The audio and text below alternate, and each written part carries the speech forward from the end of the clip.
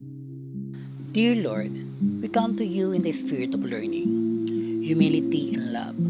We are grateful for this opportunity to learn from each other and grow closer in your faith. We ask that you bless our time together as we explore the teachings of Jesus Christ. In Jesus' name, Amen. Good day, everyone. I am Frankie Fenyaranda Aquin from BSE2N, and today we're going to discuss about the biomedical perspective in gender and sexuality, which is in lesson 4, Anatomy and Physiology of Reproduction. Before we proceed to our main topic, let me know what is the biomedical perspective in gender and sexuality.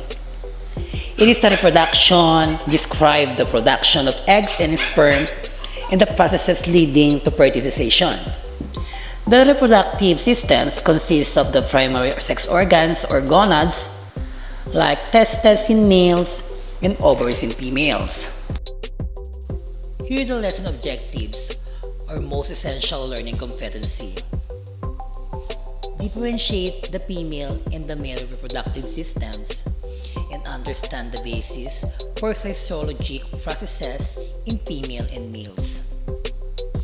When it comes in definition of terms, here are the reproduction or process of producing offspring, genitals or external sex organs, primary sex characteristics or sex characteristics that are present at birth, and secondary sex characteristics or sex characteristics that emerge during puberty.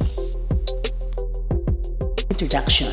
Humans experience various physical and emotional changes from childhood to adulthood. These changes are gradual and progress of different ages and speed in different people. These stages are based on human growth and development from childhood, adolescence, adulthood, and old age.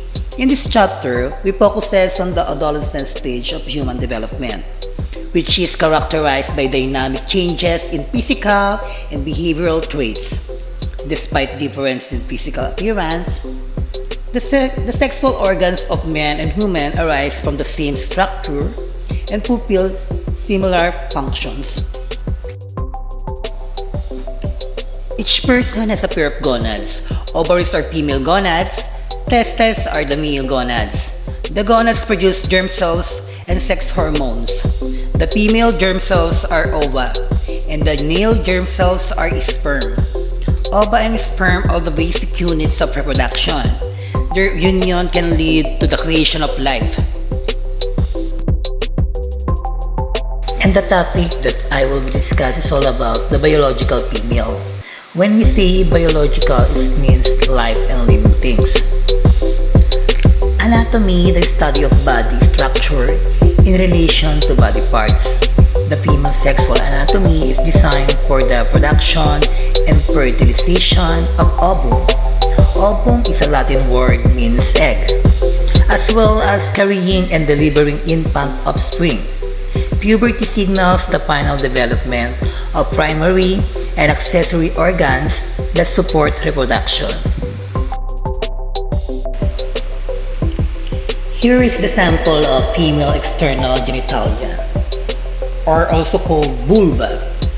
When we say vulva, it's the global term that describes all of the structures that makes the female external genitalia.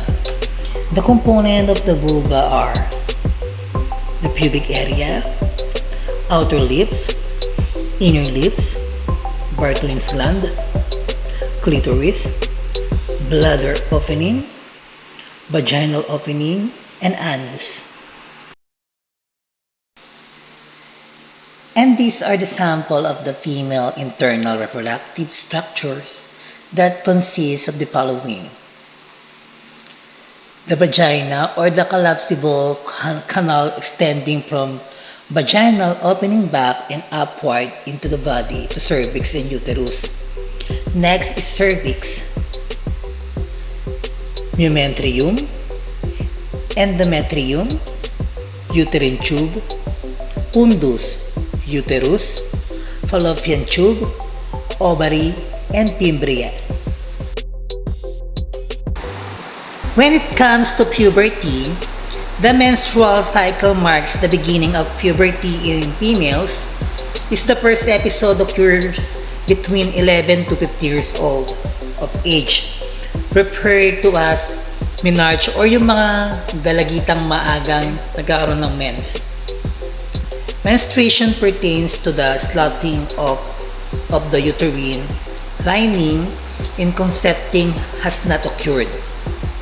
It may last within 2 to 6 days, which follows a cycle ranging from 24 to 42 days, regardless of the length of the cycle. Depende yung kung gaano kahabang kanilang menstruation o nung kanilang pag-mens nila. Menstruation begins about 14 days after ovulation. The overall cycle is governed by the hypothalamus as it monitors hormone levels in the bloodstream. So this is the example of menstrual phase.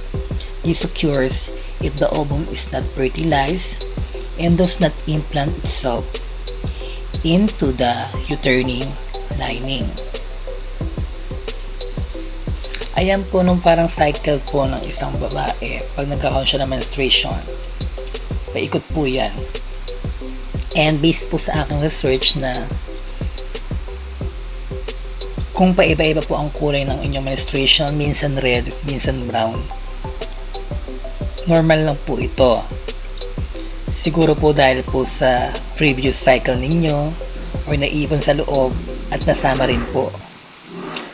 Doon naman po kung bakit nade-delay ang menstruation, bukod sa pagbubuntis, may mga dahilanan po na sa sobrang stress, pagbabago ng hormones, dahil sa pagpayat o pagtaba, at sobra sa ehersisyo. Again, I am Greg Peñaranda Akuin from BSc 2N, saying thank you and God bless all.